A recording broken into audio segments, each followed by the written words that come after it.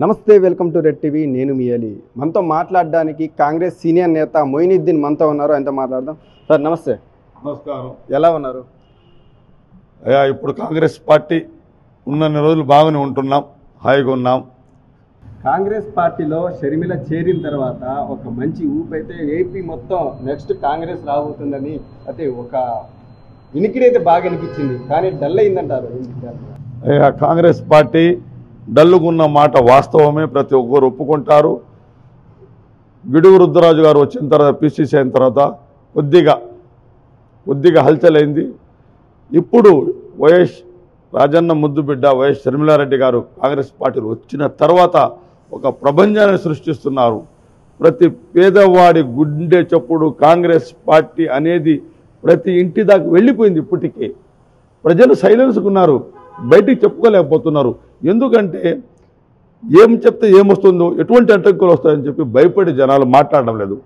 ఈరోజు షర్మిలమ్మ గారు PCC president అయిన తర్వాత కాంగ్రెస్ పార్టీ ఆంధ్రప్రదేశ్లో గెలవబోతుంది, కాంగ్రెస్ పార్టీ అధికారంలో రాబోతుంది అనేక సంకేతాలు అయితే అన్ని పార్టీలలో చేరిపోయాయి.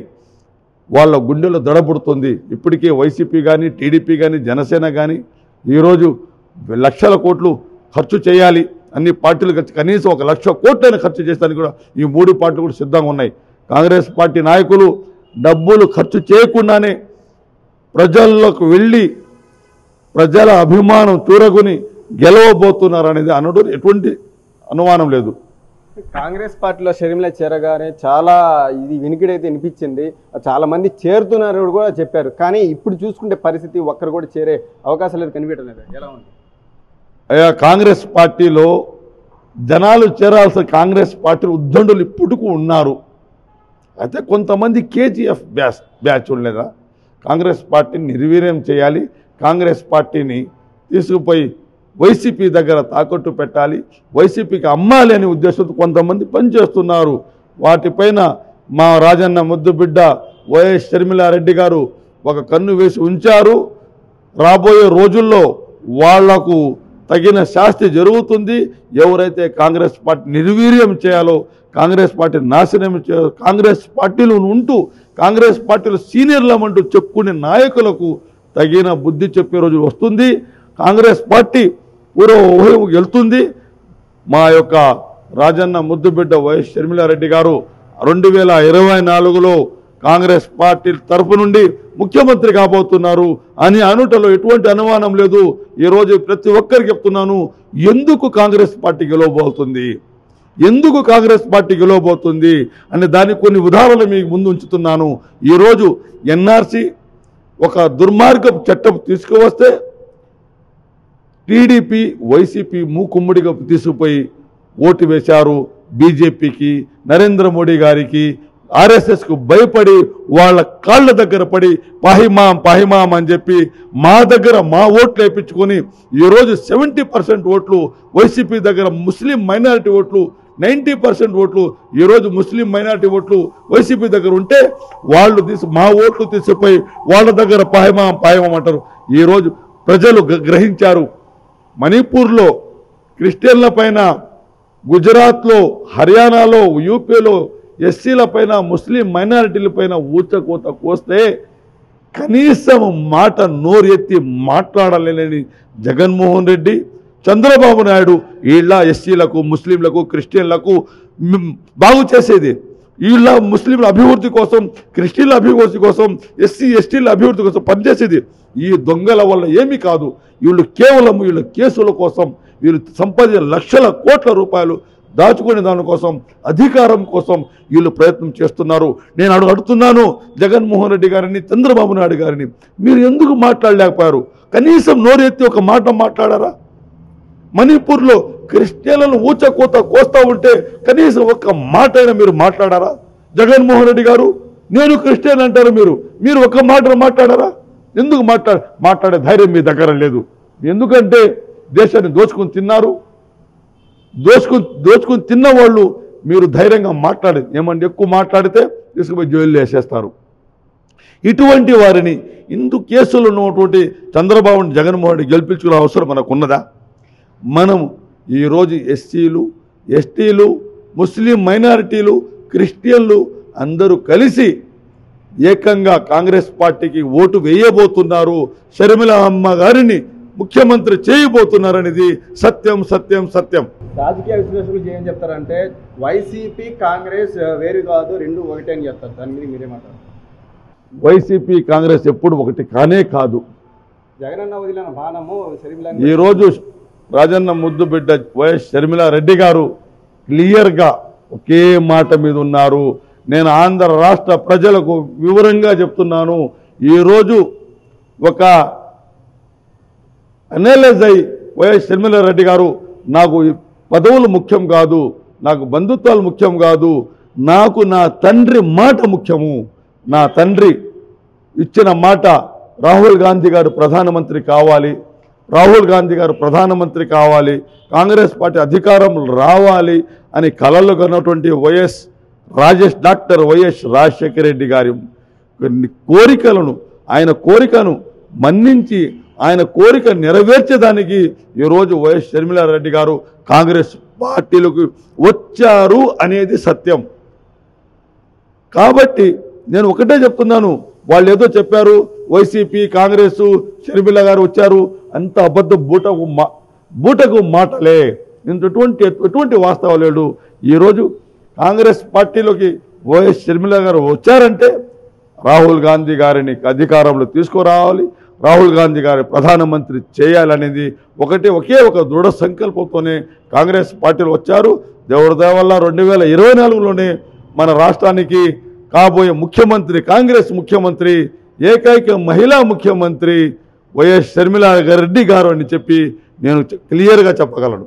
2024 ఎలక్షన్లో ఎలాంటి పథకాలు తీసుకుని ఎలాంటి ఎజెండాతో ప్రజలకు వెళ్ళబోతున్నారు? అది కాంగ్రెస్ పార్టీ మేనిఫెస్టో ఉంటుంది.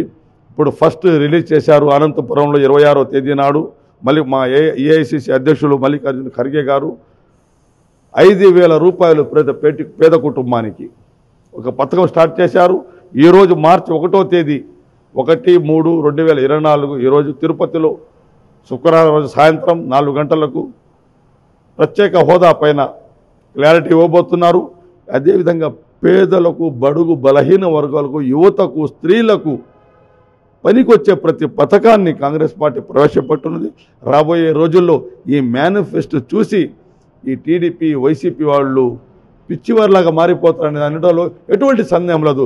ప్రతి ఒక్కరు అనుకుంటున్నారు రేపు ఓటుకు 2,000 ఇస్తారు, ఓటుకు 2,000 ఇవ్వని, మీరు 3,000 ఇవ్వని వేసే సమస్య లేదనేది ప్రజలు ఒక నిర్దిష్ట విధిగా వచ్చేశారు. నేను జిల్లా మొత్తం తిరిగాను, దాదాపు చిత్తూరు జిల్లా చూశాను, మీకు రాయచోటి అన్నమయ్య జిల్లా చూశాను, తిరుపతి జిల్లా తిరిగి వచ్చాను. అన్ని చోట్ల ప్రజలలో ఒకటే భావన ఉంది, కాంగ్రెస్ పార్టీ రావాలని. అయితే కాంగ్రెస్ పార్టీ రావాలంటే కొంత కేజీఎఫ్ బ్యాచ్ పనిచేసే వాళ్ళను పక్కకు నెట్టేసి పని చేయని వాళ్ళని తీసి ఒక బొమ్మలాగా మన దిష్టి బొమ్మ మన చేలలో పెట్టిన దిష్టి బొమ్మలను తెచ్చి ముందు పెట్టేసి మంచి నాయకుల్ని ఎదగనీయకుండా చేస్తున్నారు ఈ కేజీఎఫ్ బ్యాచ్. ఆ కేజీఎఫ్ బ్యాచ్ గురించి నేను త్వరలోనే విడుదల చేస్తాను, తొందరలోని వాళ్ళ నాటకాన్ని బట్టబయలు చేస్తానని మీ అందరు విన్నవించుకుంటాం మీ టీవీ సాక్షిగా. అధిష్టానానికి మీరు MP seat, Nellore MP seat అడిగినట్టు తెలుస్తుంది. ఒకవేళ ఎంపీ సీటు వేస్తే ఎలాంటి ఎజెండాతో మీరు ప్రజలకు వెళ్ళబోతున్నారు?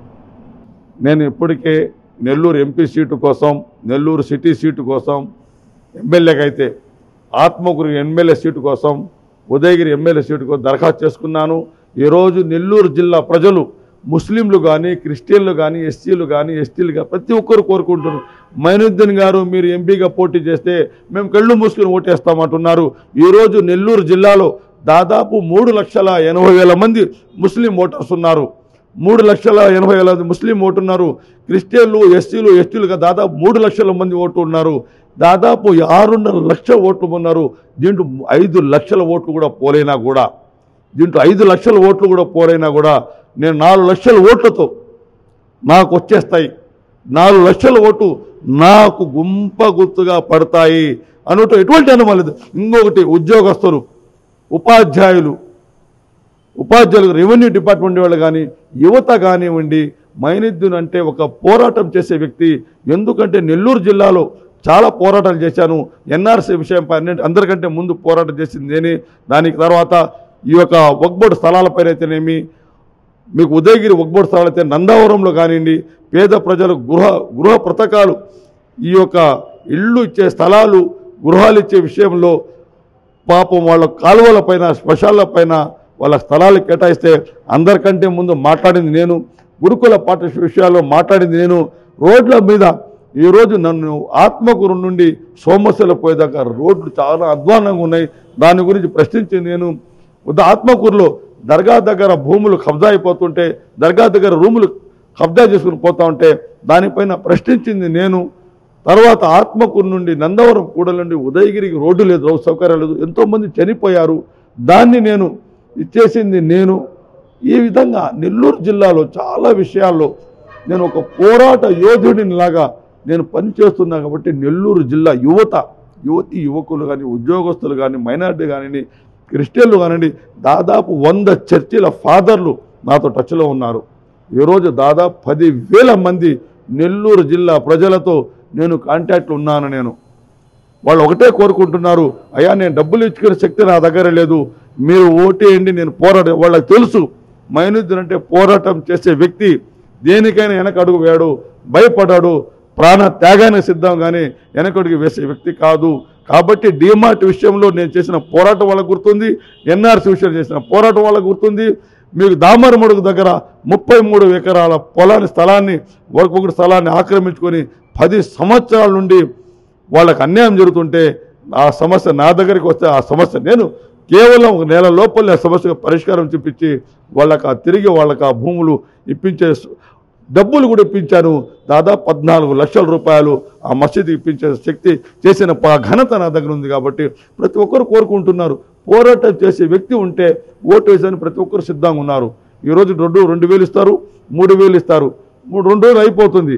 వాళ్ళ సమస్యల పరిష్కారం ఇప్పుడు అర్థమవుతున్న జనాలు కోరుకుంటున్నారు.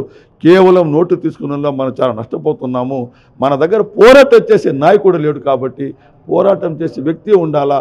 ఆ పోరాటం చేసే వ్యక్తి మైనుద్దీన్. కాబట్టి మైనుద్దీన్ ఎంపీగా ఇస్తే మేము ఓటేసి గెలిపించుకుంటామని ముక్త కంఠంతో ప్రజలు కోరుకుంటున్నారు. కోటి మైనుద్దీన్ గారు ఆ నాయకత్వం లోపంతో కాంగ్రెస్ పార్టీ 2019లో అసలు ఒక్క సీటు కూడా గెలుచుకోలేకపోయిందన్నారు. ఇప్పుడు షర్మిల గారు నాయకత్వం వహిస్తున్నారు కదా, అసలు ఎవరు కూడా అసలు కాంగ్రెస్ పార్టీ వైపు చూడటం లేదు. వేరే పార్టీ వాళ్ళు చూడాల్సిన అవసరం లేదు. పార్టీలోని ఉద్దండులు ఉన్నారు, ఒకరి మించిన నాయకులు ఉన్నారు కాంగ్రెస్ పార్టీలో. కాంగ్రెస్ పార్టీ అధికారంలో రాబోతుంది. ఈ పోయిన అయారాంలో గయారాంతో అవసరం లేదు.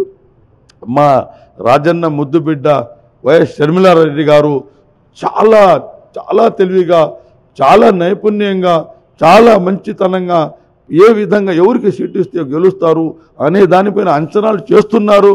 తప్పకుండా మంచి రోజులు వస్తాయి.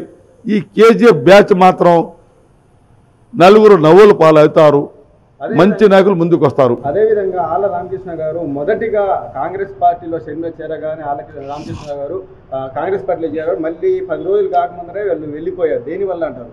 అతనికై నేనే రాజన్న ముద్దుబిడ్డకు మద్దతుగా ఆయన వచ్చారు. అయితే లోపల ఆయన పైన ఎన్ని ఒత్తిడులు ఉన్నాయో, ఏమేమి జరిగిందో, ఏం కేసులు ఉన్నాయో, ఎటువంటి బాధలు ఉన్నాయో ఎవరికి తెలుసు, మనకు తెలియదు. కాబట్టి ప్రభుత్వం ఊరికే ఉండదు. ఎన్నో ప్రభావాలకు గురి చేసి ఈరోజు జగన్మోహన్ రెడ్డి నేను మీకున్నాను, ఈరోజు కార్యకర్తలు గుర్తొచ్చారు. నిన్నటిదాకా జగన్మోహన్ రెడ్డి గారి కార్యకర్తలు గుర్తు రాలేదు, ఎమ్మెల్యేలు గుర్తు రాలేదు, అసలు ఎమ్మెల్యేలు కలిసేదని సమయం లేదు జగన్మోహన్ రెడ్డి గారు. ఈరోజు అందరూ గుర్తుకు వస్తున్నారు. ఎందుకంటే వాళ్ళు ఓడిపోబోతున్నారని వాళ్ళ దగ్గర రిపోర్ట్స్ ఉన్నాయి. కాంగ్రెస్ పార్టీ ప్రపంచాన్ని సృష్టించబోతుంది. టీడీపీ, వైసీపీ, జనసేన మూట కట్టుకుని ఖాయం. మీరు చెప్పడం ఏంటంటే కాంగ్రెస్ వైపు చూస్తున్న వాళ్ళందరినీ జగన్మోహన్ రెడ్డి భయాందోళనకు గురి చేస్తున్నారంటారు. తప్పనిసరిగా చాలా మంది కాంగ్రెస్ పార్టీ రావాలని ఉన్నారు, వాళ్ళకి భయాందోళనకు గురి చేస్తున్నారు, కావాలని వాళ్ళకి ఇబ్బందులు గురి చేస్తున్నారు. కాబట్టి ఇప్పుడు ఎవరేం నోరు మెదపలేదు. మార్చి 12 తర్వాత ఎలక్షన్ నోటిఫికేషన్ వస్తుంది. ఆ తర్వాత ఎవరు ఏమి చేయలేరు. ఎందుకంటే ఆ బాధలు నేను చూశాను. నేను ఆత్మకూరులో నేను పోటీ చేసినప్పుడు ప్రభుత్వ నాయకులు, మంత్రులు, ఎమ్మెల్యేలు, జడ్పీటీసీలు, ఎంపీటీసీలు, సర్పంచులు వాళ్ళ ఇళ్ల దగ్గరికి పోయి, అమ్మ ఈసారి మీరు మైనుద్దీన్కి ఓటేస్తే మీ రేషన్ కార్డు తీసేస్తాము, మీ పెన్షన్లు తీసేస్తాము, మీకు మీ ఫీజు రింబర్స్మెంట్ భయపెట్టారు. వాళ్ళే ప్రజలే నాతో స్వచ్ఛందంగా చెప్పారు.